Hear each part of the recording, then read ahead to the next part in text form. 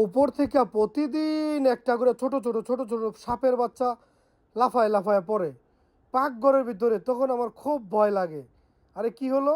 তো আমি তো প্রতিদিন থাকি না, যারা কাজ টাজ করে তারা তো এখানে অনেক ভয় পায় পাক করতে, এটা সেটা। সাপের বাচ্চা কোত্থেকে আই? দেখেন সাপের বাচ্চা কোত্থেকে আই, দেখেন সাপের বাচ্চার বাসাটা একটা একটা ফুটতেছে, একটা একটা বাইরেতেছে। আপনাদেরকে এই সাপের বাচ্চাগুলো আমি আজকে দেখাবো, ফুল ভিডিওটা দেখবেন। কতগুলা সাপের বাচ্চা হইলো, কতগুলা ডিম রইলো, দেখেন সবাই উঠতেছি। বড় সাপটায় কোথায় গেল? বড় সাপটা এখানে আছে কি না? আপনারা পুরা ভিডিওটা দেখবেন। বিশাল বড় দুইটা বড় বড় সাপ এখানে, বুঝছেন? বিশাল বড় সাপ।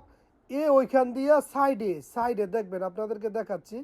কারণ এত বড় দুই সাপে এখানে এত বাচ্চা ফুটাইছে, এত ডিম হয়েছে বলার মতো না।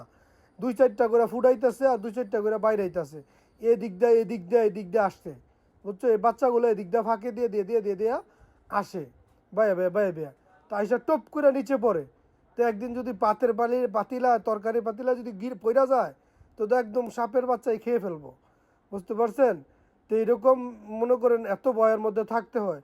তো এত ভয়ের মধ্যে থাকলে তো হয় না।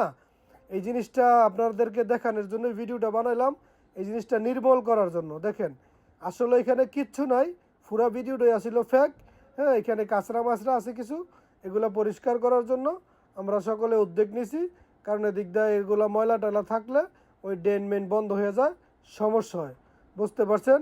সবাই ভালো থাকবেন। আর কথার মধ্যে তো এটা বলছি, সবার কাছে সরি, কিছু মনে করবেন না। আল্লাহ হাফেজ গাইজ।